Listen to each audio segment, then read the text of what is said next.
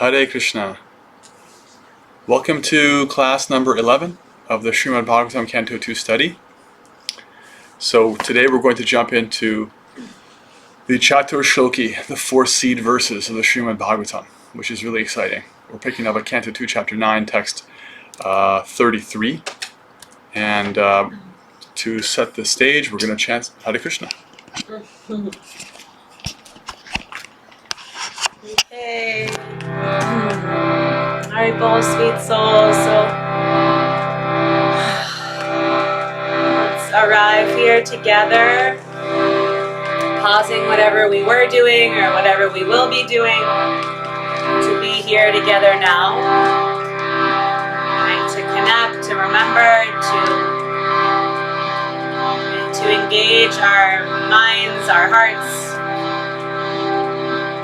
transcendental vibration. In our opening prayers, we honor all that we've been given. Take a deep breath in, fill up. Clearing breath out, let it go. Inhale, sit the breath in.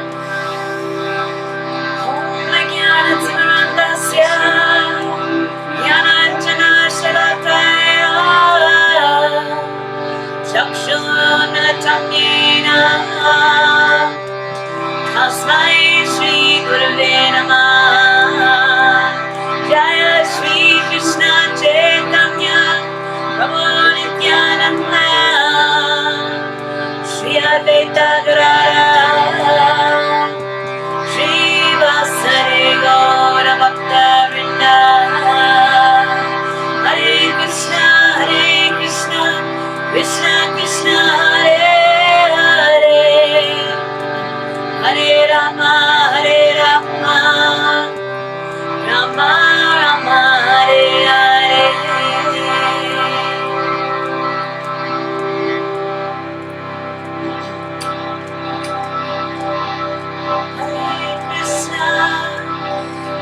Hare Krishna, Krishna Krishna, Hare Hare.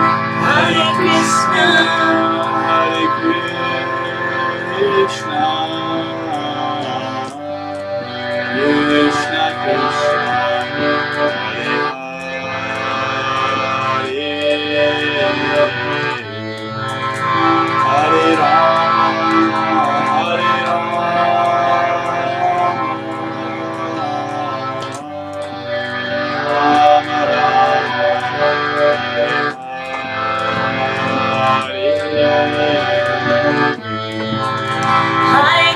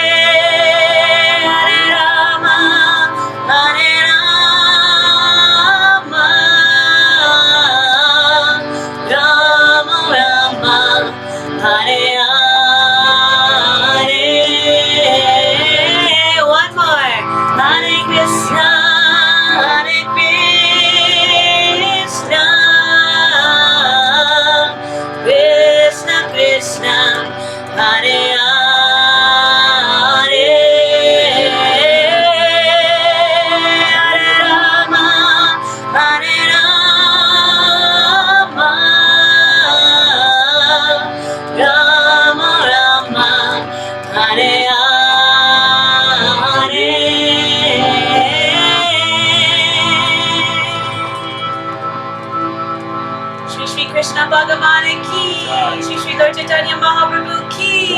Shri Shri Gaur Nitai ki. Harinam Sankirtan ki. Mount Bhakti Sangha and beyond ki. Shastra Study Group ki. Gaura Premanande Hari Hari Gaur.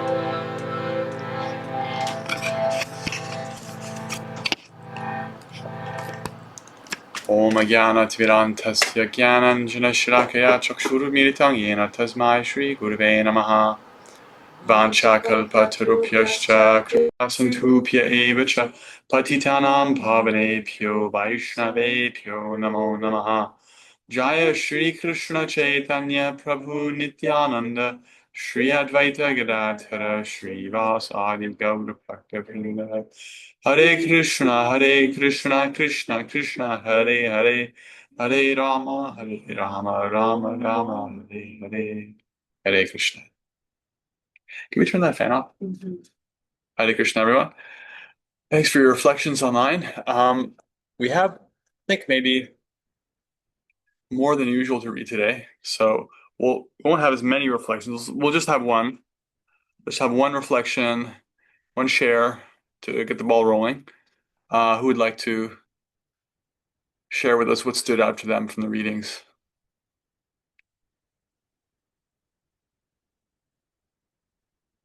Everyone's shaking their head. You sure? Do you want to share something? If there's someone else out there that can share. She thinks there's someone else who can share. So otherwise I can, but I know they all shared beautifully. Yeah, I mean, I read her. There you go. Well, I came in late. Anyway, I breezed through, and 11, 12, and 13 stood out in my head. It was just like this beautiful place up in the sky, way up in the sky, was created with the for Brahma, with the little young adults or young growing youngsters that were, bluish and just beautiful with these four hands and four arms and hands. And I don't know, I just felt like I was up in this world with planes and jewels and place of beauty outside, how they look, but also inside. And just, I don't know, it just struck me at the moment like, wow, that would be a cool place to live. I don't know. Yeah, Krishna was satisfied with Brahma's service. Yeah. And so he gave him a vision.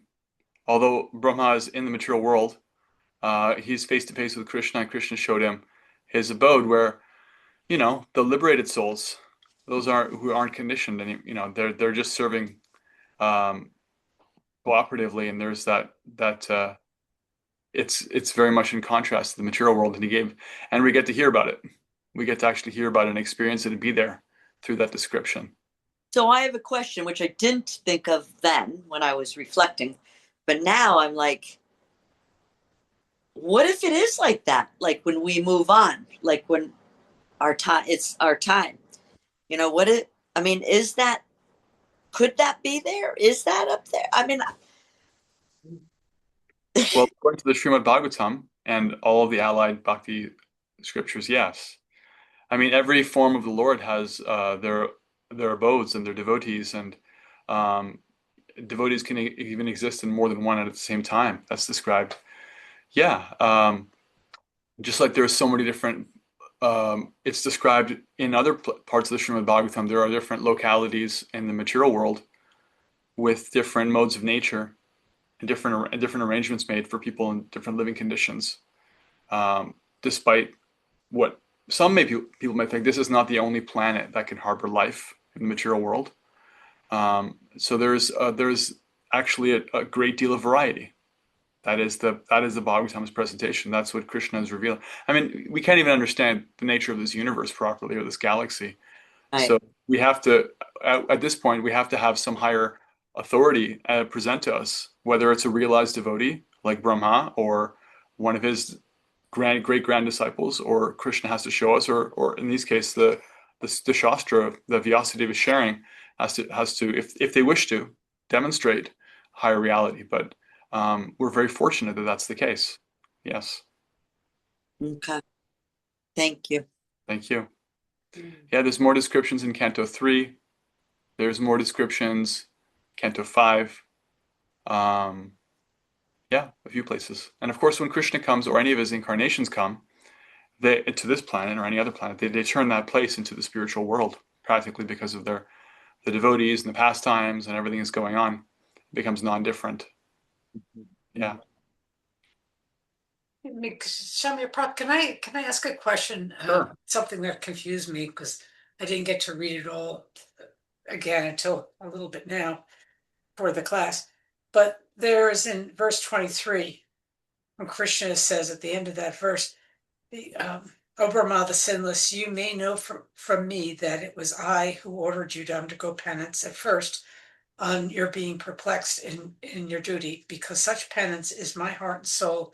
Because of that, penance and I are non-different. And I think of penance as being, in a Christian sense, sort of this sort of atonement and um, you know, I'm just the wording of this, it's Right. sorrowful, repentant, etc.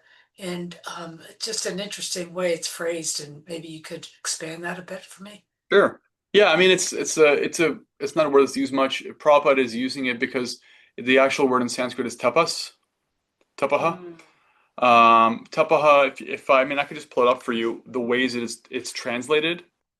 Prabhupada generally translates it as austerity or penance. That's his choice of word. One of those two words. Sometimes he calls it, yeah, more austerities than penances. Austerity also has its context. So the word itself comes from the Sanskrit root for to heat, to create like friction. Tapa means to take on some short-term suffering for greater gain, effectively. To not just live an easygoing life, to take some discipline that's consciously accepted and chosen. I mean, waking up early in the morning is a kind of austerity, right? That's tapas. Choosing to control your tongue, what you eat, how you speak, where you move, what you touch, what you see, what you put in your body, whatever you choose, however you choose to organize yourself is a kind of tapas, a kind of austerity. And then the English word austerity or penance they're not perfect to capture that spirit, but Prabhupada himself in the beginning of the purport to the verse you mentioned, 23, he makes it really clear. He says, the penance by which one can see the personality of Godhead face to face, the tapas, by which one can see the personality of Godhead face to face, is to be understood as devotional service to the Lord and nothing else. Because only by discharging the devotional service and transcendental love can one approach the Lord. That's not derived randomly, or it's quite deliberate where Prabhupada has gotten that from, based on everything else that we understand about Krishna, that he presents about himself. That even the Bhagavad Gita explains that the highest form of yoga is devotional yoga, bhakti yoga.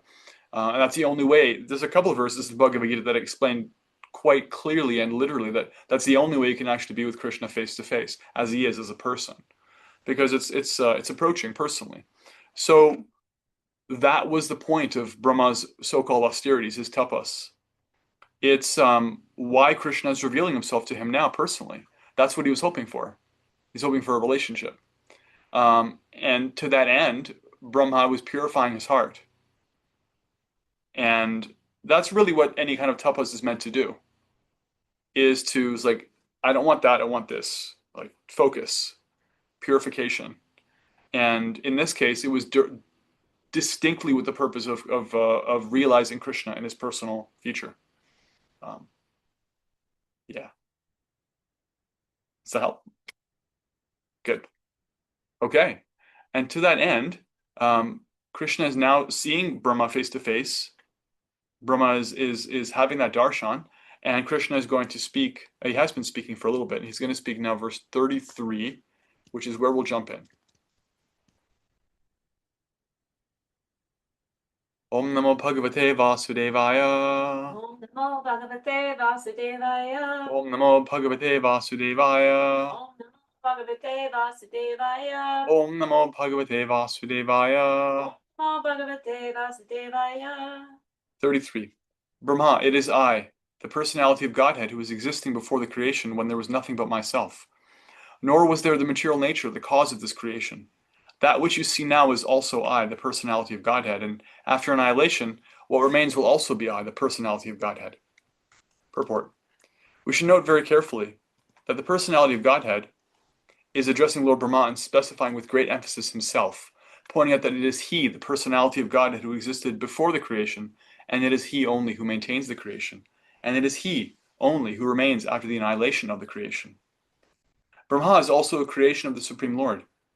The impersonalist puts forth the theory of oneness in the sense that Brahma, also being the same principle of quote-unquote I, because he is an emanation from the I, the absolute truth, is identical with the Lord, the principle of I, and that there is thus nothing more than the principle of I, as explained in this verse.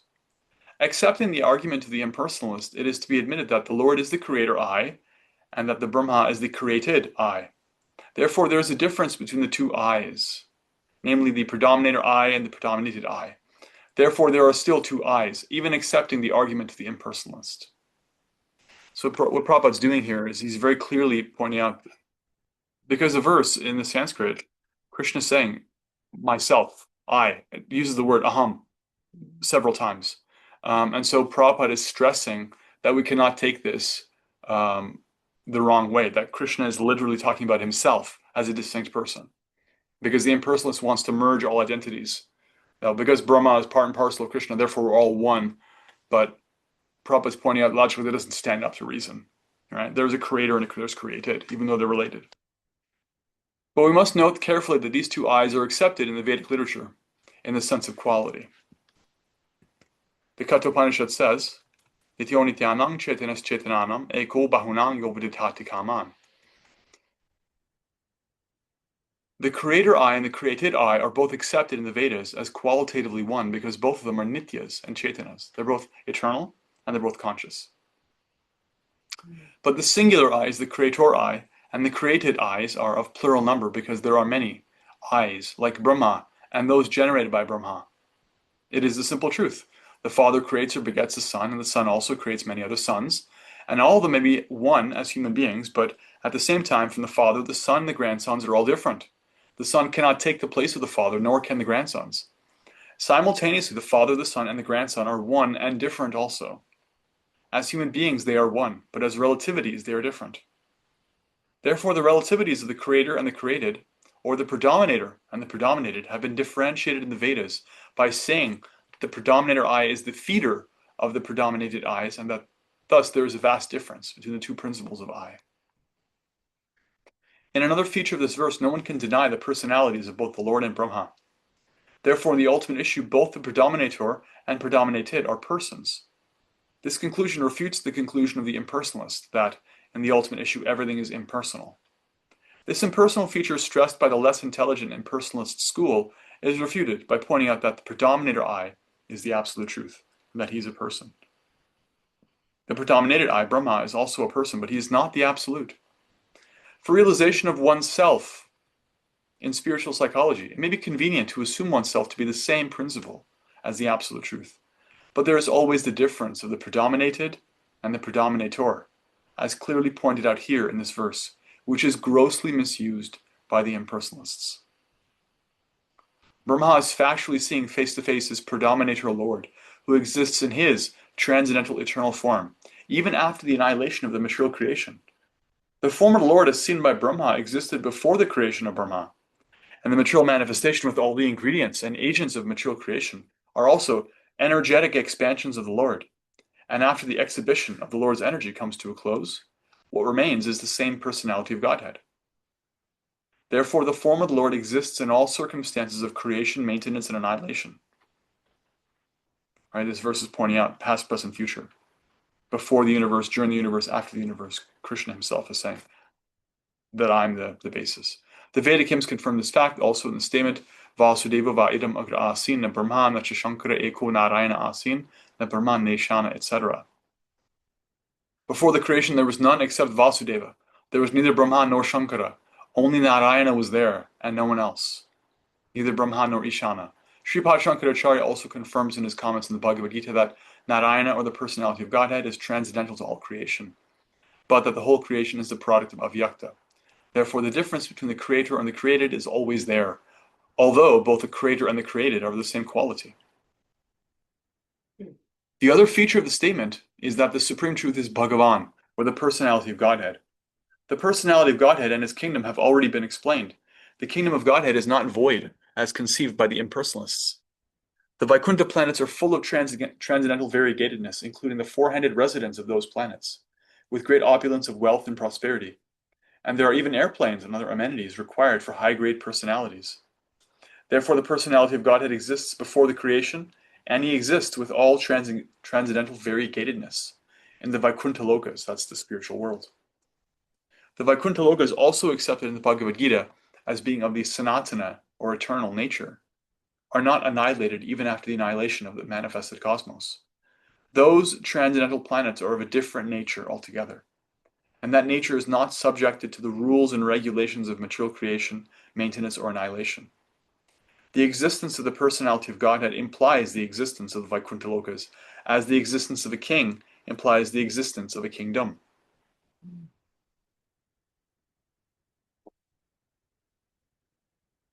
In various places in Srimad Bhagavatam and in other revealed scriptures, the existence of the personality of Godhead is mentioned.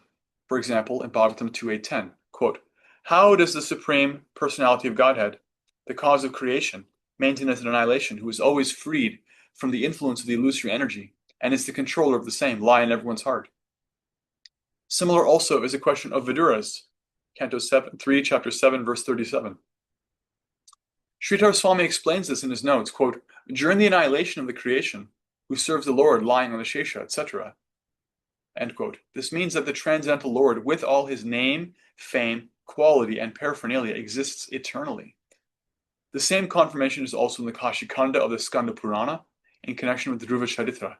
It is said there, I'll skip the verse, "Even the devotees of the personality of Godhead are not annihilated during the period of the entire annihilation of the material world, not to speak of the Lord himself. The Lord is ever existent in all three stages of material change."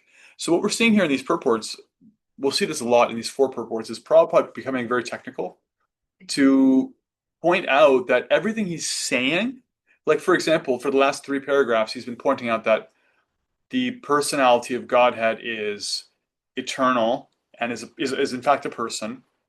And now he's substantiating that, like in a court of law. You make a claim, you back it up, right? Or as a scientist, you make a claim, you propose a theory, show your evidence. And Prabhupada is doing that.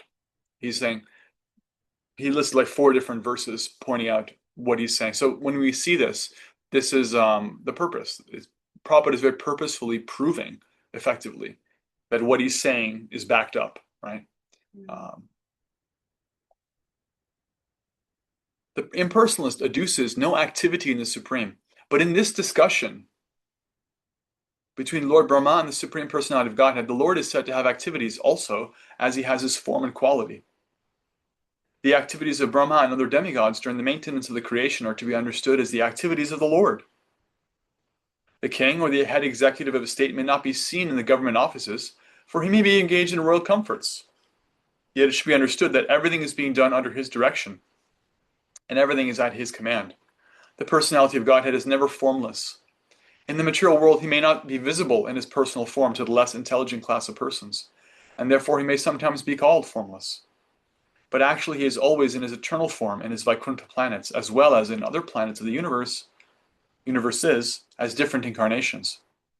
The example of the sun is very appropriate. The sun in the night may not be visible to the eyes of men in the darkness, but the sun is visible wherever it has risen. That the sun is not visible to the eyes of the inhabitants of a particular part of the earth does not mean that the sun has no form.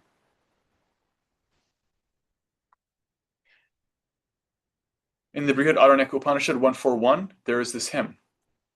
This mantra indicates the Supreme Personality of Godhead Krishna even before the appearance of the Purusha incarnation.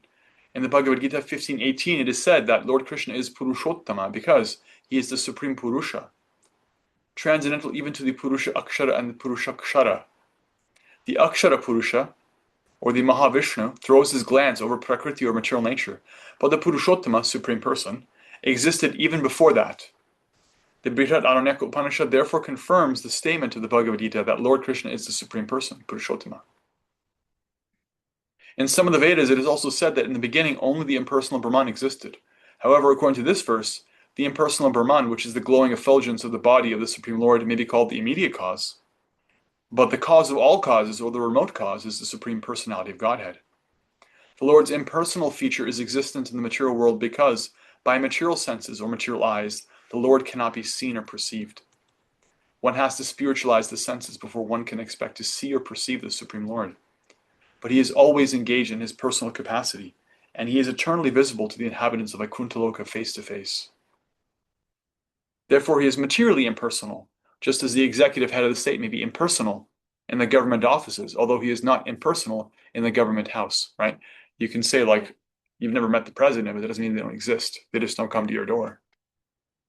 Similarly, the Lord is not impersonal in his abode, which is always nirasta kuhakam, as stated in the very beginning of the Bhagavatam, first verse. Therefore, both the impersonal and personal features of the Lord are acceptable, as mentioned in the revealed scriptures. This personality of Godhead is very emphatically explained in Bhagavad Gita in connection with the verse Brahmano hi pratishtaham, 1427. That's where Krishna says that he's the basis of the impersonal Brahman, that is coming from him.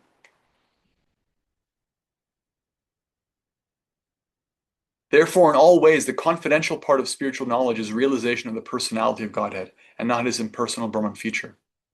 One should therefore have their ultimate aim of realization not in the impersonal feature, but in the personal feature of the Absolute Truth.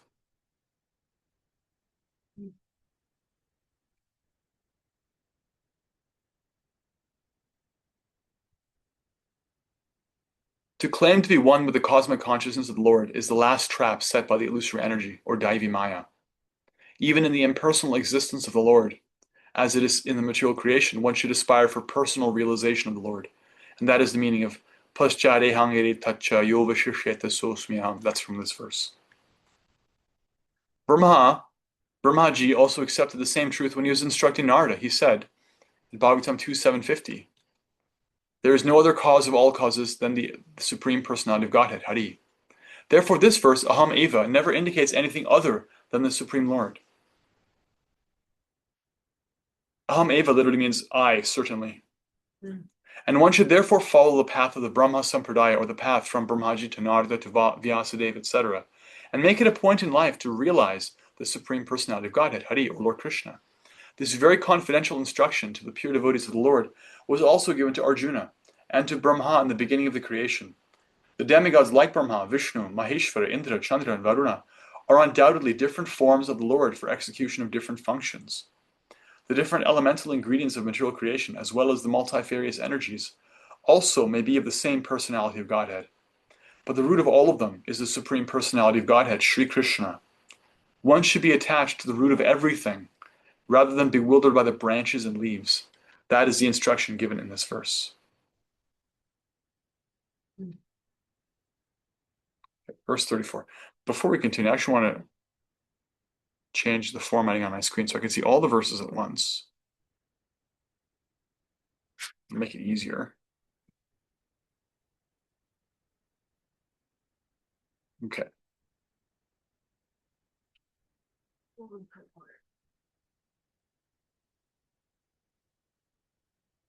Yeah, these are long purports. Prabhupada is making very important points here, backing them up, which takes time.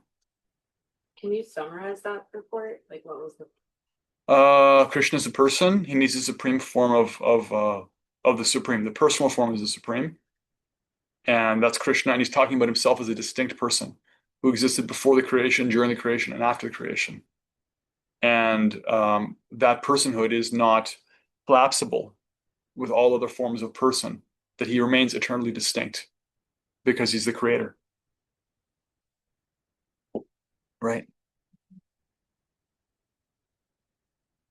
I mean, it's in a sense, it's actually quite a straightforward explanation of the verse itself. Brahma, it is I only who existed before the creation, during, and after. But Prabhupada is proving it, right? He's proving it. Anybody can say that, but these are like classic places to find Prabhupada and Shastra quoted to prove these things. Because somebody can say, well, I saw this other verse somewhere that says we're all one. It's like, okay, but here's the proof that that's not an absolute statement.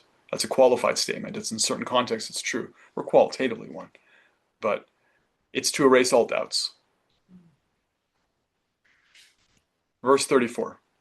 O Brahma, whatever appears to be of any value, if it is without relation to me, has no reality. No, it is my illusory energy, that reflection which appears to be in darkness. Right? Even the idea of things that don't actually exist, that's supported as a false reality by Krishna's illusory energy. Purport. In the previous verse, it has already been concluded that in any stage of the cosmic manifestation, all has its basic relation with the existence of the Supreme Personality of Godhead. And as such, whenever there is forgetfulness of this prime relation with the Lord, and whenever things are accepted as real without being related to the Lord, that conception is called the product of the illusory energy of the Lord. Because nothing can exist without the Lord, it should be known that the illusory energy is also an energy of the Lord. The right conclusion of dovetailing everything in relationship with the Lord is called Yoga Maya, or the energy of union. And the wrong conception of detaching a thing from its relationship with the Lord is called the Lord's Daivi Maya, or Mahamaya. Both the Mayas also have a connection with the Lord, because nothing can exist without being related to Him. As such, the wrong conception of detaching relationships with the Lord is not false, but illusory. Misconceiving one thing for another thing is called illusion. For example, accepting a rope as a snake is illusion, but the rope is not false. The rope as it exists in the front of the illusion person is not at all false, but the acceptance is illusory, right? You're walking in the dark, you see like your garden hose, you think it's a snake. You're startled. The idea that it's a snake is false, but there is a real garden hose.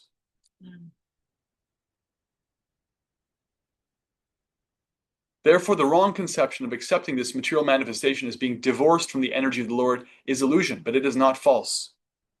And this illusory conception is called the reflection of the reality in the darkness of ignorance.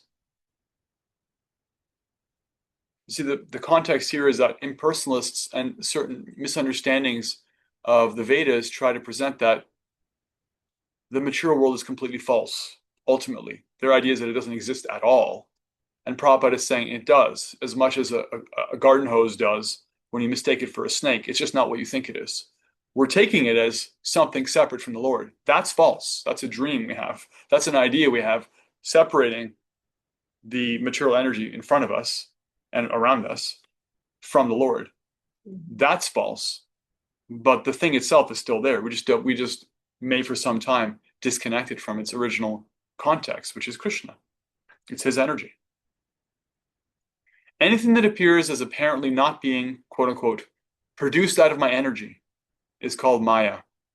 The conception that the living entity is formless, or that the Supreme Lord is formless, is also illusion.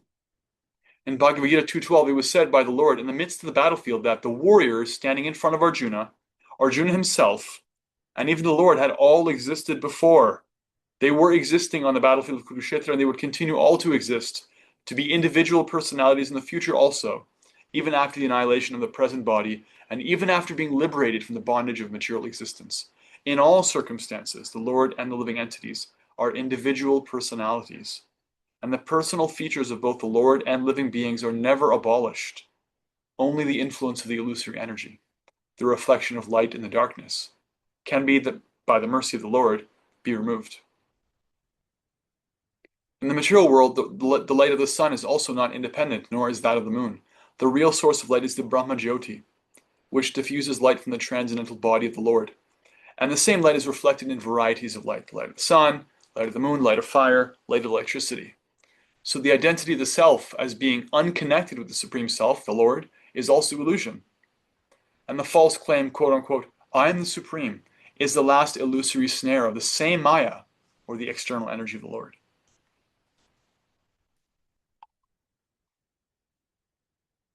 The Vedanta Sutra in the very beginning affirms that everything is born from the Supreme, and thus, as explained in the previous verse, all individual living entities are born from the energy of the Supreme Living Being, the personality of God. Brahma himself was born from the energy of the Lord, and all other living entities are born from the energy of the Lord through the agency of Brahma. None of them has any existence without being dovetailed with the Supreme Lord. The independence of the individual living entity is not real independence, but is just the reflection of the real independence existing in the Supreme Being, the Lord. The false claim of supreme independence by the conditioned soul is illusion, and this conclusion is admitted in this verse. Persons with a poor fund of knowledge become illusioned, and therefore the so-called scientists, physiologists, empiric philosophers, etc., become dazzled by the glaring reflection of the sun, moon, electricity, etc., and deny the existence of the Supreme Lord, putting forward theories and different speculations about the creation, maintenance, and annihilation of everything material. The medical practitioner may deny the existence of the soul in the physiological bodily construction of an individual person, but they cannot give life to a dead body, even though all the mechanisms of the body exist even after death. The psychologist makes a serious study of the physiological conditions of the brain, as if the construction of the cerebral lump were the machine of the functioning mind. But in the dead body, the psychologist cannot bring back the function of the mind. These scientific studies of the cosmic manifestation, or the bodily construction, independent of the Supreme Lord, are different, reflective, intellectual gymnastics only, but at the end they are all illusion and nothing more. All such advancement of science and knowledge in the present context of material civilization is but an action of the covering influence of the illusory energy. The illusory energy has two phases of existence: the covering influence and the throwing influence. By the throwing influence, the illusory energy throws the living entities into the darkness of ignorance, and by the covering influence, she covers the eyes of persons with a poor fund of knowledge about the existence of the Supreme Person, who enlightened the Supreme Individual Being, Brahma. The identity of Brahma with the Supreme Lord is never claimed herein.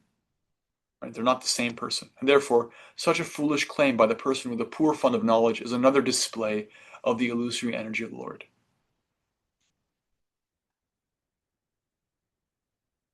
The sane person, however, is enlightened in the disciplic succession from Brahmaji, who is personally instructed by the Lord, or in the disciplic succession from Arjuna, who is personally instructed by the Lord in Bhagavad Gita. He accepts the statement of the Lord. 10.8.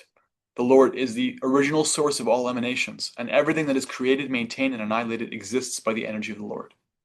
That's what Krishna says in Bhagavad Gita 10.8, which is actually one of the 4 seed verses of Bhagavad Gita. So, in effect, Krishna is reiterating what he said in Bhagavad Gita here, that he is the source of everything. The sane person who knows this is actually learned, and therefore they become a pure devotee of the Lord, engaged in the transcendental loving service of the Lord.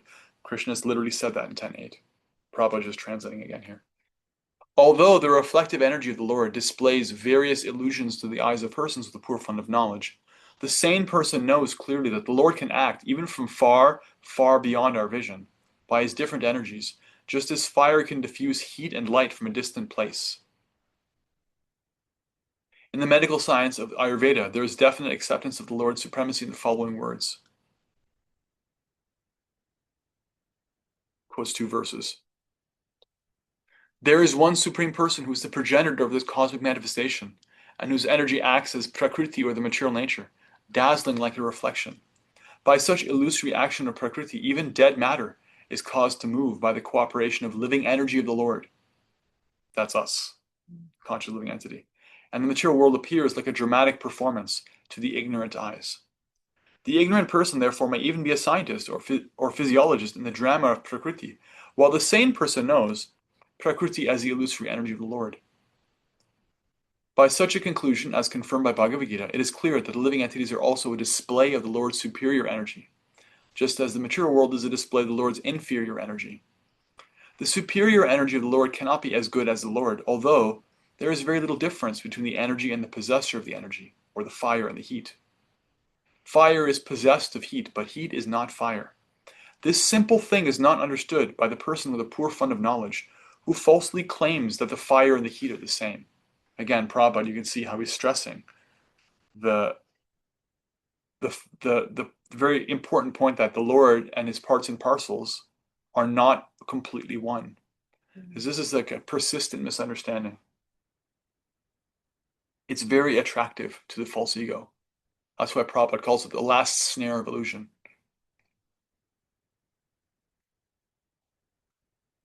This energy of the fire, namely heat, is explained here as a reflection and not directly fire. Therefore, the living energy represented by the living entities is the reflection of the Lord, and never the Lord himself. Being the reflection of the Lord, the existence of the living entity is dependent on the Supreme Lord, who is the original light. This material energy may be compared to darkness, as actually it is darkness, and the activities of the living entities in the darkness are reflections of the original light. No one can make a solution of the darkness of ignorance simply by the reflection of light. Similarly, no one can come out of material existence similarly by the reflected light of the common person. One has to receive the light from the original light itself. The reflection of sunlight in the darkness is unable to drive out the darkness, but the sunlight, outside the reflection, can drive out the darkness completely. In darkness, no one can see the things in a room. Therefore, a person in the dark is afraid of snakes and scorpions, although there may not be such things. But in the light, the things in the room can be clearly seen, and the fear of snakes and scorpions is at once removed. Therefore, one has to take shelter of the light of the Lord, as in the Bhagavad Gita or the Srimad Bhagavatam, and not the reflective personalities who have no touch with the Lord. No one should hear Bhagavad Gita or Srimad Bhagavatam from a person who does not believe in the existence of the Lord. Such a person is already doomed. And any association with such a doomed person makes the associator also doomed, right? Bhagavad Gita and Srimad Bhagavatam are quite straightforward, and Prabhupada is giving no room for them to be co-opted by persons with an agenda.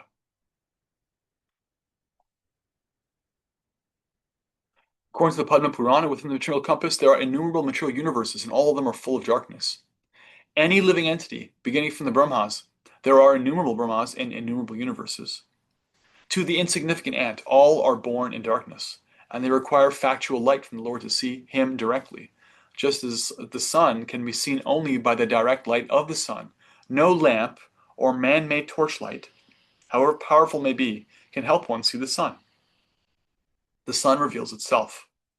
Therefore, the action of different energies of the Lord, or the personality of Godhead himself, can be realized by the light manifested by the causeless mercy of the Lord. The impersonalists say that God cannot be seen. God can be seen by the light of God and not by man-made speculations. Here, this light is specifically known as Vidyat, which is an order by the Lord to Brahma.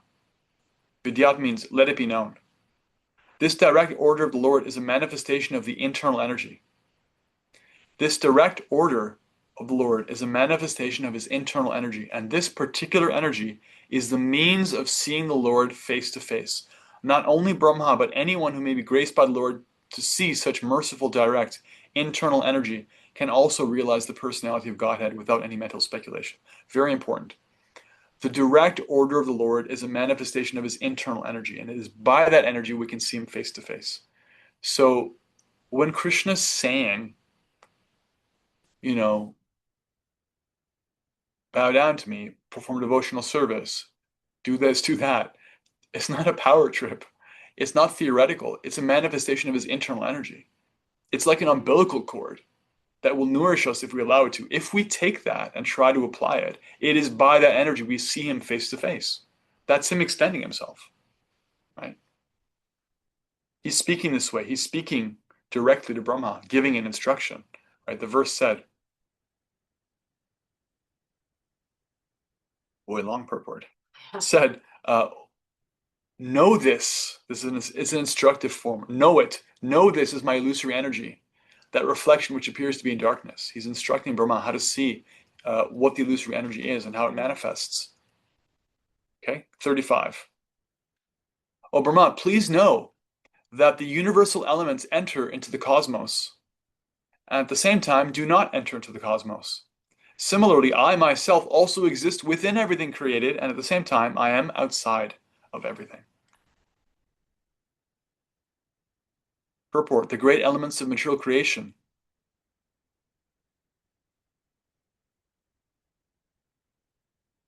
all enter into the body of all manifested entities, and at the same time, such elements are differently situated. In the developed stage of consciousness, the human being can study both physiological and physical science, but the basic principles of such sciences are nothing but the material elements, and nothing more. The body of the human being and the body of the mountain, as also the bodies of the demigods, including Brahma, are all the same ingredients, earth, water, etc. And at the same time, the elements are beyond the body. The elements were created first, and therefore they entered into the bodily construction later. But in both circumstances, they entered the cosmos and also did not enter. Similarly, the Supreme Lord, by his different energies, namely the internal and external, is within everything in the manifested cosmos. And at the same time, he is outside of everything, situated in the kingdom of God, Vaikuntha as described before. This is very nicely stated in Brahma Samhita 537 as follows. Quote, I worship the personality of Godhead, Govinda, who by expansion of his internal potency of transcendental existence, knowledge, and bliss, enjoys in his own and expanded forms. Simultaneously, he enters into every atom of the creation. This expansion of his plenary parts is also more definitely explained in the Brahma Samhita 535 as follows, quote, I worship the personality of Godhead Govinda, who, by one of his plenary portions, enters into the existence of every universe and every particle of the atoms, and thus unlimitedly manifests his infinite energy all over the material creation. End quote. The impersonalists can imagine or even perceive that the Supreme Brahman is thus all-pervading, and therefore they conclude that there is no possibility of his personal form. Herein lies the mystery of his transcendental knowledge. This mystery is transcendental love of Godhead. And one who is surcharged with such transcendental love of Godhead can, without difficulty, see the personality of Godhead in every atom and every movable or immovable object. And, at the same time, they can see the personality of Godhead in his own abode, Goloka, enjoying eternal pastimes with his eternal associates, who are also expansions of his transcendental existence. This vision is the real mystery of spiritual knowledge, as stated by the Lord in the beginning, Sarahasyam Tarangam Cha. That's like 3 verses ago. This mystery is the most confidential part of the knowledge of the Supreme, and it is impossible for the mental speculators to discover by dint of intellectual gymnastics. The mystery can be revealed through the process recommended by Brahmaji in his Brahma Samhita 538 as follows. Quote, I worship the original personality of Godhead, Govinda, whom the pure devotees, their eyes smeared with the ointment of love of Godhead, always observe within their hearts. This Govinda, the original personality of Godhead, is Shyama Sundara, with all transcendental qualities. End quote. Right? It is by that verse that Prabhupada just quoted is where Brahma says that love of Godhead is like an ointment you can smear on your eyes. You know, like you have like an eye infection or something. The nature of this ointment, this unguent, this moisturizing cream, is that it qualifies you to see him personally.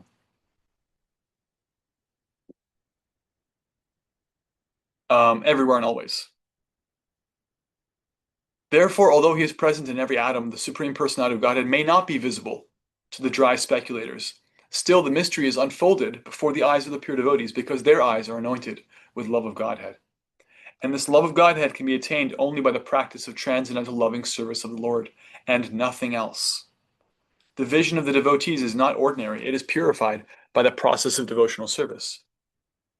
In other words, as the universal elements are both within and without, similarly the Lord's name, form, quality, pastimes, entourage, etc., as they are described in the revealed scriptures, or as performed in the Vaikuntha Lokas, spiritual world, far, far beyond the material cosmic manifestation, are factually being televised in the heart of the devotee.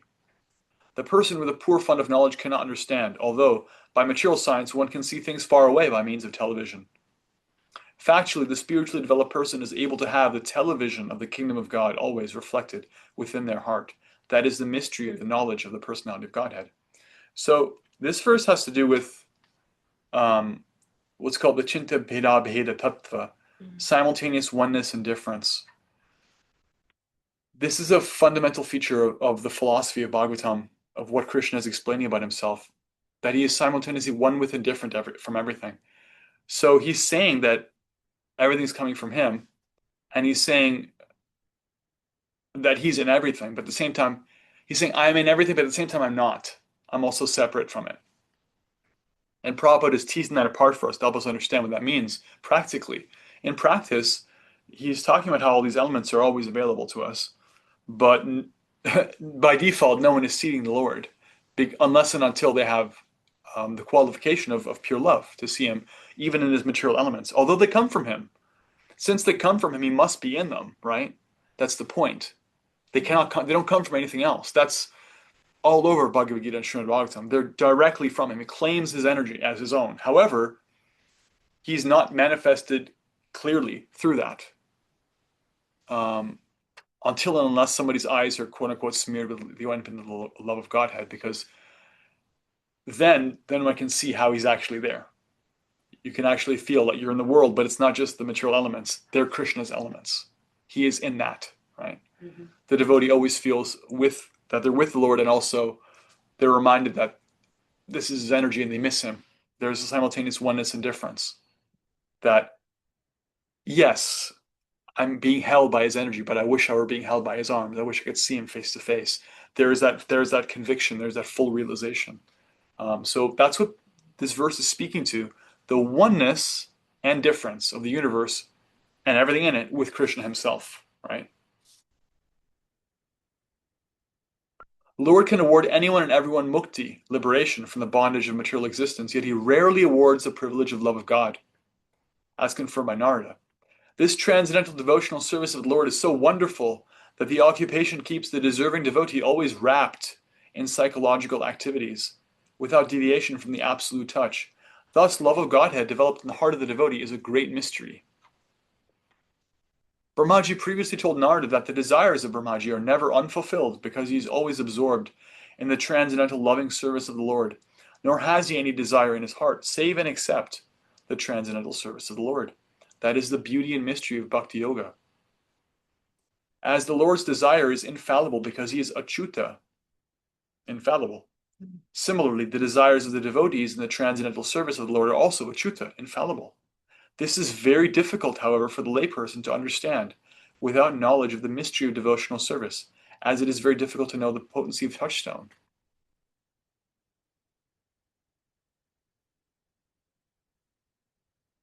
In Bhagavad Gita 1864, the Lord therefore advised Arjuna about this Bhakti Yoga, quote, just hear from me again about the most confidential part of the instructions in Bhagavad Gita. The same was confirmed by Brahmaji to Narada in the following words.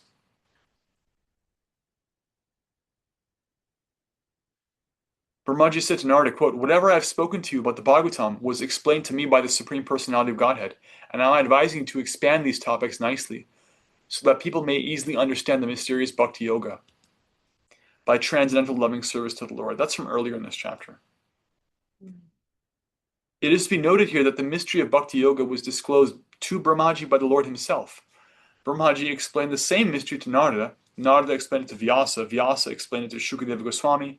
And that same knowledge is coming down in the unalloyed chain of disciplic succession. If one is fortunate enough to have received the knowledge in the transcendental disciplic succession, surely they will have the chance to understand the mystery of the Lord, and that of the Srimad Bhagavatam, the sound incarnation of the Lord.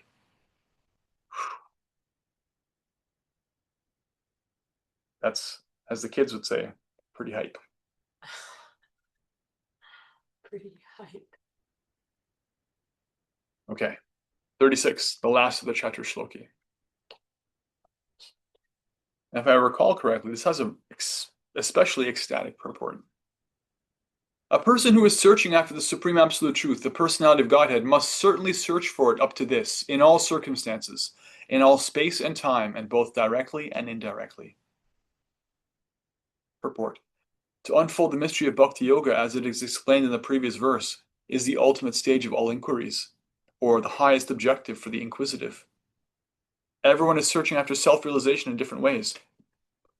By Karma Yoga, Jnana Yoga, Dhyana Yoga, Raja Yoga, by Bhakti Yoga, etc. To engage in self-realization is the responsibility of every living entity developed in consciousness. One who is developed in consciousness certainly makes inquiries into the mystery of the self, of the cosmic situation, and of the problems of life in all spheres and fields, social, political, economic, cultural, religious, moral, etc., and in their different branches. But here, The goal of all such inquiries is explained. The Vedanta Sutra philosophy begins with this inquiry about life. And the Bhagavatam answers such inquiries up to this point, or the mystery of all inquiries. Lord Brahma wanted to be perfectly educated by the personality of Godhead, and here is the answer by the Lord, finished in 4 nutshell verses from Aham Eva to this verse, Etavat Eva. This is the end of all self-realization processes. Persons do not know that the ultimate goal of life is Vishnu, or the Supreme Personality of Godhead, due to being bewildered by the glaring reflection in the darkness. And as such, everyone is entering into the darkest region of material existence, driven by the uncontrolled senses. The whole material existence has sprung up because of sense gratification. Desire is based principally on the sex desire, and the result is that in spite of all advancement of knowledge, the final goal of all the activities of the living entities is sense gratification.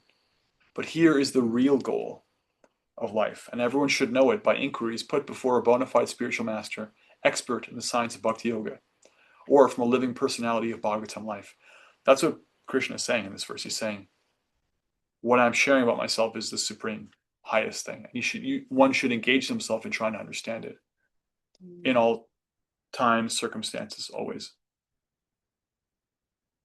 Everyone is engaged in various kinds of scriptural inquiries, but the Srimad Bhagavatam gives answers to all the various students of self-realization. This ultimate objective of life is not to be searched out without great labor or perseverance. One who is imbued with such sincere inquiries must ask the bona fide spiritual master in the disciplic succession from Brahmaji, and that is the direction given here. Because the mystery was disclosed before Brahmaji by the Supreme Personality of Godhead, the mystery of all such inquiries regarding self-realization must be put before such a spiritual master, who is directly the representative of the Lord, acknowledged in that disciplic succession. Such a bona fide spiritual master is able to clear up the whole thing by evidence from the revealed scriptures, both direct and indirect. Although everyone is free to consult the revealed scriptures in this connection, one still requires the guidance of a bona fide spiritual master, and that is the direction in this verse. The bona fide spiritual master is the most confidential representative of the Lord, and one must receive direction from the spiritual master in the same spirit that Brahmaji received it from the personality of Godhead, Lord Krishna. The bona fide spiritual master in that bona fide chain of disciplic succession never claims to be the Lord himself, although such a spiritual master is greater than the Lord in the sense that he can deliver the Lord by his personally realized experience. The Lord is not to be found simply by education or by a good fertile brain, but surely he can be found by the sincere student through the transparent medium of the bona fide spiritual master. So when Krishna is saying one must search for this in all places and circumstances, Prabhupada is helping us to understand that the application of that includes necessarily taking shelter of a personal guidance, necessarily taking shelter. That's Krishna's system. Just as Brahma had a spiritual master, in his case directly the Lord, because he's really senior. After all, who's going to be his spiritual master? There's no other living entity on the planet or the universe. But Narada takes shelter, Vyasada takes shelter. We have to take shelter too from a spiritual master, that these inquiries have to be there, hearing from a self-realized devotee. As we're doing, we're hearing from Prabhupada. It wouldn't be enough. It wouldn't be enough to hear the Bhagavatam without the touch of the devotee. I mean, who's going to translate it unless there's a devotee? What, are you going to get some Sanskritist, some like literal translation? No, it has to be somebody who's actually like following the instructions of Bhagavatam. The revealed scriptures give directions directly to this end, but because the bewildered living entities are blinded by the glaring reflection in the darkness, they are unable to find the truth of the revealed scriptures. For example, in Bhagavad Gita, the whole direction is targeted toward the personality of Godhead, Lord Sri Krishna. But for want of a bona fide spiritual master, in the line of Brahmaji or the direct hearer, Arjuna, there are different distortions of the revealed knowledge by many unauthorized persons who just want to satisfy their own whims. Undoubtedly, the Bhagavad Gita is accepted as one of the most brilliant stars in the horizon of the spiritual sky, yet the interpretations of this great book of knowledge have so grossly been distorted that every student of the Bhagavad Gita is still in the same darkness of glaring material reflections. Such students are hardly enlightened by the Bhagavad Gita.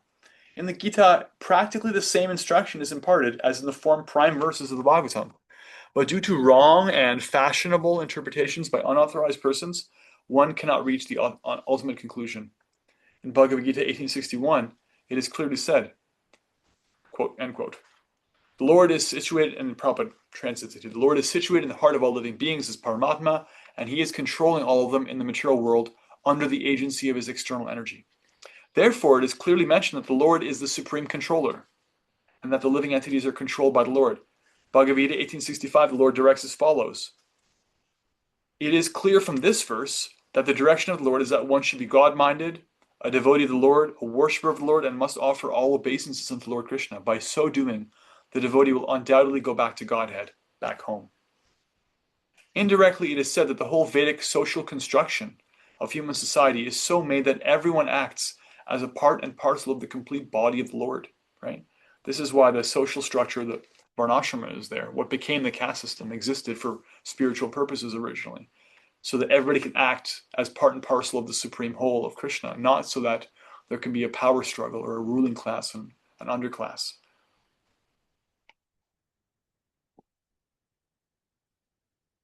Therefore, the complete social construction of the body of the Lord and all the parts of the body, the Brahmins, Kshatriyas, Vaishyas, and Shudras, are meant to serve the Lord's whole body conjointly. Otherwise, the parts become unfit to be coordinated with the supreme consciousness of oneness.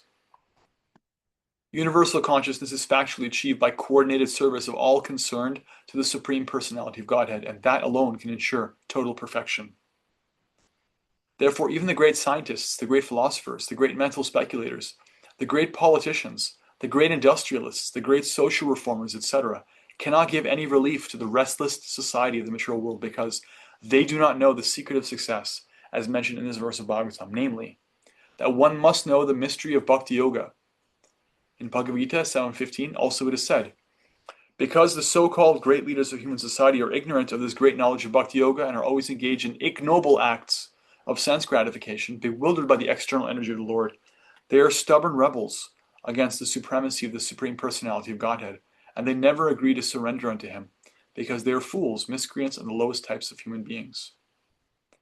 Such faithless persons, non-believers, may be highly educated in the material sense of the term, but factually they're the greatest fools of the world because, by the influence of the external material nature, all their so-called acquisition of knowledge has been made null and void. Therefore, all advancement of knowledge in the present context of things is being misused by cats and dogs fighting with one another for sense gratification.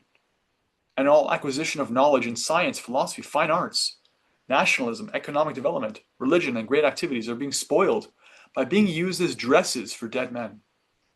There is no utility in the dresses used for covering a coffin of a dead person. There is no utility in the dresses used for covering a coffin, save getting false applause from the ignorant public. The Srimad Bhagavatam therefore says again and again that without attainment of the status of Bhakti Yoga, all the activities of human society are to be considered absolute failures only. It is said, and he quotes Bhagavatam 5.5.5, as long as one is blind to inquiring after self-realization, all material activities, however great they may be, are all different kinds of defeat, because the aim of human life is not fulfilled by such unwanted and profitless activities, right?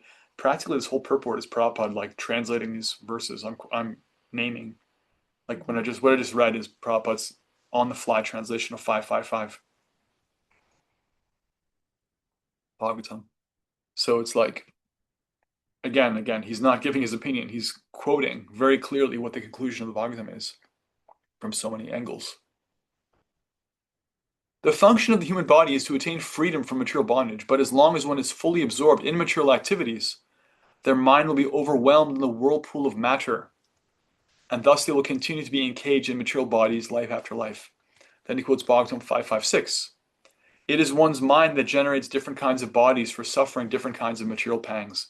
Therefore, as long as the mind is absorbed in fruitive activities, the mind is understood to be absorbed in nescience, and thus one is sure to be subjected to material bondage in different bodies again and again, until one develops a transcendental love for Godhead, Vasudeva, the Supreme Person.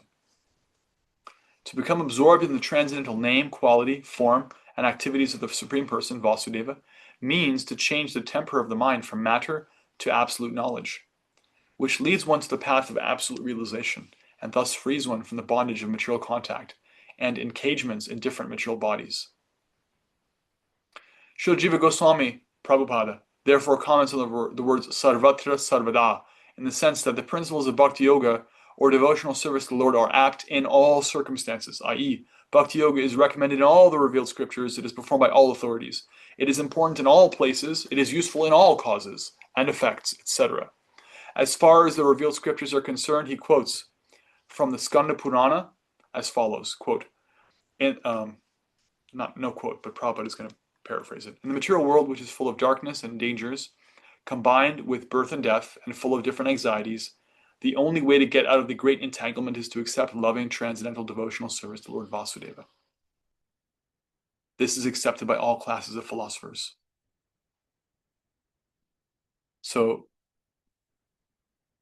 Prabhupada is basically using Shastra and the statements of Jiva Goswami, our foremost philosopher, Acharya, scholar, Acharya, to prove that bhakti is the whole point of what Krishna is saying when he says you must aspire for this in all circumstances. He's saying you must practice bhakti and come to this full realization of me as a person. Jiva Goswami also quotes another common passage found in 3 Puranas, Padma Skanda and Linga Purana. It runs as follows, quote, by scrutinizingly reviewing all the revealed scriptures and judging them again and again, it is now concluded that Lord Narayana is the supreme absolute truth, and thus he alone should be worshipped. The same truth is also in the Garuda Purana as follows, quote, even though one may have gone to the other side of the Vedas, and even though one is well versed in all the revealed scriptures, if one is not a devotee of the Supreme Lord, they must be considered the lowest of mankind. Similarly in Bhagavatam 5:18-12, indirectly as follows, quote, one who has unflinching devotion unto the Supreme Personality of Godhead must have all the good qualities of the demigods. And contrarily, one who is not a devotee of the Lord must be hovering in the darkness of mental speculation and must be engaged in material impermanence. Bhagavatam 11:11-18 says, quote, one may be well versed in all the transcendental literature of the Vedas, but if they fail to be acquainted with the Supreme, then it must be concluded that all their education is like the burden of a beast, or like one's keeping a cow without milking capacity. Similarly, the liberty of discharging loving transcendental service to the Lord is invested in everyone, even the women, the Shudras, the forest tribes, or any other living being born in sinful conditions. 2:746 is used to substantiate that. The conclusion is that devotional service to the Lord is open for all, regardless of who they are. That is the confirmation of its application for all kinds of performers of the service. Therefore, the devotional service of the Lord with perfect knowledge to the training of a bona fide spiritual master is advised for everyone, even if one happens not to be a human being. This is confirmed in Garuda Purana. Quote, even the worms, birds, and beasts are assured of elevation to the highest perfectional stage if they are completely surrendered to the transcendental loving service of the Lord. So what to speak of the philosophers amongst the human beings? This is my favorite part of this purport here. Therefore, there is no need to seek properly qualified candidates for discharging devotional service. Let them be either well-behaved or ill-trained. Let them be either learned or fools. Let them be either grossly attached or in the renounced order of life. Let them be liberated souls or desirous of salvation. Let them be inexpert in the discharge of devotional service or expert in the same. All of them can be elevated to the supreme position by discharging devotional service under the proper guidance. This is also confirmed in the Bhagavad Gita 9:30, 9:32 as follows. Prabhupada translates it, even if a person is fully attached to all sorts of sinful acts, if he happens to be engaged in the loving transcendental service of the Lord under proper guidance, he is to be considered the most perfect holy man without a doubt. And thus any person whatsoever and whosoever he or she may be, even the fallen woman, the less intelligent laborer, the dull mercantile man, or even a man lower than all these, can attain the highest perfection of life by going back home, back to Godhead, provided he or she takes shelter of the lotus feet of the Lord in all earnestness. Note that Prabhupada usually uses the convention of speaking with he, him, because that's the way the English language works as a neutral pronoun. In this section, he's directly saying he, she over and over again. He's breaking his own habit because we know when he says he refers to everybody. But here, he's so much in this mood of like, it really is for everybody. Let there be no doubt about it. That's what Krishna is saying. Everyone can practice bhakti. And Prabhupada has proved it by quoting like a dozen verses. Now he's like really waxing eloquent. This, here it is. Provided he or she can take shelter of the lotus feet of the Lord in all earnestness. This sincere earnestness is the only qualification that can lead one to the highest perfectional stage of life. And unless and until such real earnestness is aroused, there is a difference between cleanliness or uncleanliness, learning or non-learning in the material estimation. Fire is always fire, and thus if someone touches the fire, knowingly or unknowingly, the fire will act in its own way, right? That's bhakti. Bhakti is all purifying. Until such point, relativities, considerations of higher or lower may come into being, into consideration. But at that point, when one comes into contact with bhakti, it doesn't matter how pure they are or how impure they are. The all-powerful Lord can purify the devotee of all sinful reactions, just as the sun can sterilize all sorts of infections by its powerful rays. There are hundreds and thousands of aphorisms in the revealed scriptures. Prabhupada quotes like a dozen here. Other aphorisms, like single lines, all saying the same thing he's just said in English. Therefore, in all continents, in all planets, in all universes, devotional service to the Lord or Bhakti Yoga is current. And that is the statement of Bhagavatam and allied scriptures. Quote unquote, everywhere means in every part of the creation of the Lord. Right? This is the conviction that carried Prabhupada across the Atlantic Ocean, by the way. This is what carried him to a place in the middle of the sexual revolution, speaking English and eating cows and doing whatever he can relate to. Because he knew everywhere means in every part of the creation of the Lord. The Lord can be served by all the senses or even simply by the mind. The South Indian Brahmana who served the Lord simply on the strength of his mind also factually realized the Lord. That's a reference to a story that's given in scripture. A very poor Brahmin heard that you can serve the Lord with just your mind. So in his mind every day he would offer a feast. And he went back to Godhead by doing that because he didn't have the money to actually offer him any food. He was like practically starving. Success is guaranteed for a devotee who fully engages any one of their senses in the mode of devotional service. The Lord can be served by any ingredient, even the most common commodity, a flower, a leaf, a fruit, or a little water, which are available in any part of the universe and without cost. And thus the Lord is served universally by the universal entities. He can be served simply by hearing, he can be served simply by chanting, or reading about his activities. He can be served simply by adoring him and accepting him. In Bhagavad Gita, it is stated that one can serve the Lord by offering the result of one's own work. It does not matter what one does. Generally, persons may say that whatever they're doing is inspired by God, but that is not all. One should actually work on behalf of God as a servant of God. Then he quotes Bhagavad Gita 9:27, which says the exact same thing. Do whatever you like or whatever may be easier for you to do. Eat whatever you may eat. Sacrifice whatever you can sacrifice. Give whatever you may give in charity. And do whatever you may undertake in penance. But everything must be done for him only. If you do business or if you accept some employment, do so on behalf of the Lord. Whatever you may eat, you may offer the same to the Lord and be assured that he will return the food after eating it himself. He is the complete whole, and therefore, whatever he may eat as offered by the devotee is accepted because of the devotee's love. But again, it is returned as prasada for the devotee so that he can be happy by eating. In other words, be a servant of God and live peacefully in that consciousness, ultimately returning home back to Godhead. Then he quotes Skanda Purana, quote, I offer my obeisances unto him, the infallible, because simply by either remembering him or vibrating his holy name, one can attain the perfection of all penances, sacrifices, or fruit of activities, and this process can be universally followed. Then he quotes Bhagavatam 2.3.10, which we already read. Though a person be full of material desires or have no desires, he may follow this path of infallible bhakti yoga for complete perfection. Remember that verse? Whether they're full of desires, no desire, whether they desire liberation. Are we almost done with this report? Still 2 more pages. Okay. One need not be anxious to propitiate each and every demigod and goddess because the root of all of them is the personality of Godhead. He gives the example of watering the root of the tree. Right?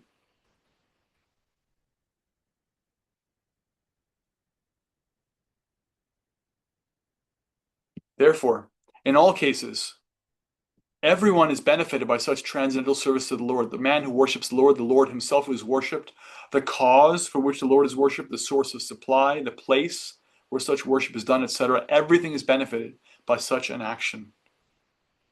Even during the annihilation of the material world, the process of bhakti yoga can be applied.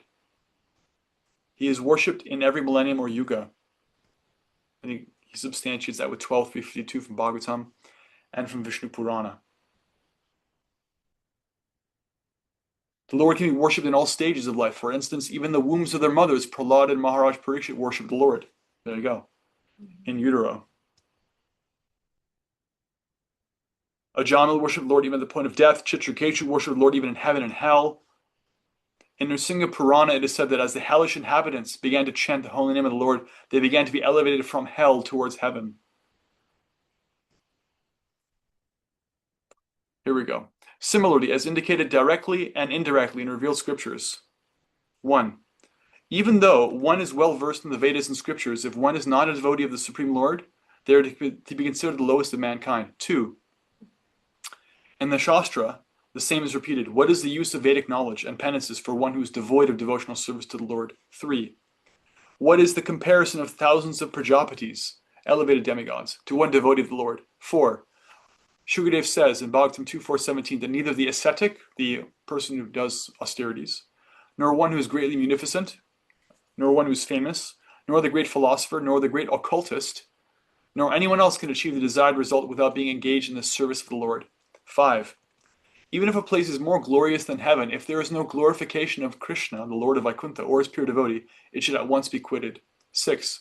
The pure devotee refuses to accept all the 5 different types of liberation in order to be engaged in the service of the Lord. The final conclusion, therefore, is that the glories of the Lord must be always and everywhere proclaimed. One should hear about his glories, one should chant about his glories, and one should always remember his glories, because that is the highest perfectional stage of life. The best and guaranteed path of progress is therefore engagement in Bhakti Yoga, pure devotional service. The cream of Srimad Bhagavatam in the foregoing 4 shlokas is sometimes squeezed out by the impersonalist for different interpretations in their favor.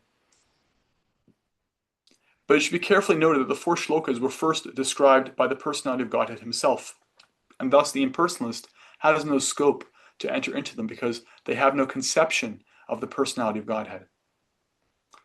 Therefore, the impersonalist may squeeze out any interpretations from them, but such interpretations will never be accepted by those who are taught in the disciplic succession from Brahma. The whole matter is explained by the Lord himself, and one who has no approach to the Lord in his personal feature can rarely understand the purport of Srimad Bhagavatam without being taught by the Bhagavatas in the disciplic succession. All right. That's it. All of today was just those 4 verses and the purports. Prabhupada really went hardcore. Those are very, very deep, very thick. You can read and reread those purports again and again. You can meditate on them. And Krishna is saying, I existed before, during the creation, during the maintenance of the material world, and afterwards. It's about me. I'm the source. He maintains his personhood. And then he talks about his distinctness from the material world and also the fact that it's connected to him. Simultaneous oneness and difference. And then ultimately,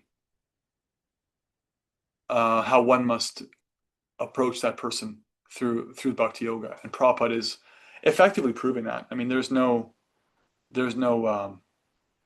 other interpretation that could be like squeezed out of it. Prabhupada is so straightforward.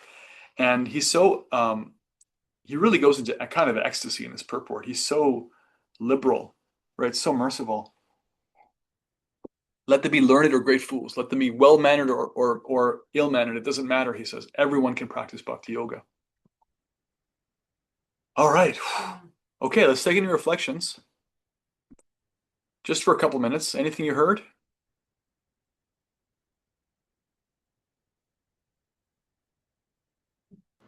So I have a question, and thank Yeah. you for tonight. This is great. In these shlokas and all throughout, we talk a lot about like the impersonalists and how that's very different from, what we're trying to understand and learn about Krishna in our lineage. How do we? I don't know if I have my question formed very well right now, but what about all of the other people in India and elsewhere that don't think Krishna's the top guy? Like how do you? if we're all, are there other different Vedic literatures that they're reading from, or are they just reading these same ones and interpreting them differently? I don't know if that's a good question for you there, but that's what I keep thinking about when we're talking about this. Like people that are Yeah. like think Shiva's the main guy, or somebody else is the main guy, and not Krishna the way that we Yeah. see it. Well, Krishna is non-difference from Vishnu is very clearly given in the Shastra. Some Vaishnavas prefer one form of Vishnu or another. Ramachandra, Narayana. You know, that's okay. That's not a mistake. That's personhood. That's preference. You know. Okay. As far as Lord Shiva goes, he's really as close as it comes to the Lord without actually being the Lord. He's the Lord who, when he's in touch with the modes of material nature. And he's really one of the greatest devotees of the Lord. So there are historical reasons for his worship, and there are statements that it can even substantiate. If taken in isolation, you can actually like make a case for Lord Shiva being the supreme. Um, but effectively, like, you know, it depends on one's motivation for worship, right? Like, do you want to worship some person, whoever they are, including Vishnu or Krishna, to get something in this material world, which is what 99% of people are doing. You know, they go to work to flatter their boss to make money. They are in a relationship with their spouse to get something. It's not real love. They're gratifying their senses, gross or subtle. Their approach to God, whether it's in this form or another form, or whether it's Jehovah or Allah or whoever, is also a business exchange. So effectively, it doesn't really matter. It's not actually about philosophy. It's about like I got this from my parents and grandparents, or this is who I'm comfortable with asking to reciprocate with my material desires. You want material desires fulfilled, like Lord Shiva could do that for you. Ganesh could do that for you. You know, no problem. You don't need to go to Krishna. You can do all that, but that's just insignificant. So it ends up not being a philosophical question most of the time. As far as the philosophical presentation of the Vedas goes, the worship of Vishnu is very clear, right? Whether it's Krishna or Lord Vishnu is Paramatma, Narayana, or like Lord Ramachandra, really non-different. We prefer Krishna because, as Bhagavatam points out in the first canto, Ete Changshakala Pungsa Krishnas tu Bhagavan Swayam. Krishna is the original form, and other forms are expansions of his form, for reasons that our acharyas point out, that he's the most attractive. He's God at play. He's not God in the office. He's God just having fun. And so he's manifesting a kind of sweetness that's not available even for Vishnu. That's our perspective. But we have no problem with anybody who's worshiping any other form. And as far as any sincere worship of the Supreme, even by somebody who doesn't know who they are, who the Supreme is, that's efficacious, it's useful. Gajendra was not even human, but he remembered a prayer from his previous life as an elephant and uttered it. And it's described in that section of Canto 8. When he uttered it, the demigods were like, yeah, this isn't for us. It's for the Supreme. Gajendra was an elephant. He was just calling out because he was dying. But his bhakti bubbled to the surface. And so Krishna came for him. Why? Because Krishna knew who was calling for him, even if the devotee didn't know. So you can even be taken in by some cult and some charismatic leader and just like give all your money and life away to some loser who's lying to you. And it doesn't mean that that's okay, but if your sincere desire is there, Krishna will find his way, one way or another, in this life or the next. You'll get a chance to come to them, closer and closer. You come. Here's real knowledge. Here's real devotional service. Are you still interested? Here's more. Are you still interested? Like that's always there, right? So sectarian considerations end up being like they dissolve because Krishna is behind everything, one way or another. Does that help? Yeah, no, I think it definitely helps. I was just reminded of, I walked into a store once, and this is before I had any kind of, murtis of Krishna and Radha, and I was looking for them. And I asked the store owner, it was an Indian store, Sure. and she said, oh, well, we don't have any of the lesser gods. And I'm like, I was like appalled. I was like, lesser god? I can't shop here. Like, so anyway, thank you. That did definitely help. I mean, who knows? That's kind of funny. Who knows what their context is? Like, people, this is Kali Yuga. People don't know philosophy. Whoever sat down and learned Bhagavad Gita, like it's the most central text in all of India. Who actually studies it? Everyone knows Bhagavad Gita. Everyone knows it. Have you heard of it? Oh yes, I know Bhagavad Gita. Who's read it? Who can quote one verse from it? You know? It's very straightforward. Very straightforward. But it's like also an inconvenient truth. Like people will, well, you have your truth, I have my truth. We want in the name of non-sectarianism to believe that everything's on the same level. You have your Bhagavad Gita, I have my Choose Your Own Adventure. They're on the same level. I have my like Harry Potter, J.K. Rowling. Like they're all on the it's all the same, right? So there's lots of reasons why people would have like some sentimental attachment to this demigod or that demigod, or I worship Jedi's and Star Wars, and you worship Krishna. It's all the same. So just politely like, oh, thank you very much, nice to meet you, but don't take him seriously. Most people are not thinkers. They're not philosophers. They don't actually do a study. They're flitting around like little. It's a thing for them. Sample here, sample there. Thank you. Yeah. All right, it's 8 o'clock Eastern Standard Time. We did it. We got through 4 verses of Bhagavatam. The 4 most important verses. So we effectively read the whole Bhagavatam today. Really. Wow. Yeah. There's a lot there. There's a lot there. You can read and reread those purports. Please reflect back in the chat this week. Next week we have 2 classes left. So next week I'll probably finish the whole second canto, rest of chapter 9, and then chapter 10 is pretty short. And then we have a week off to.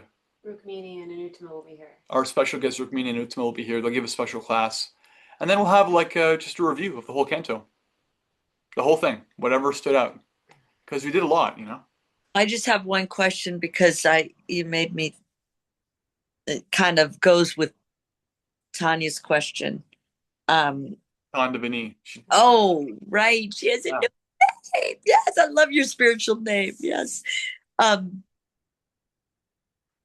Yeah, what about grown up Catholic? What about it? You're worshiping God. I mean, I can't, it's not like I read the Bible front to back. Johnny did actually, but I don't know. This is where I go like, well,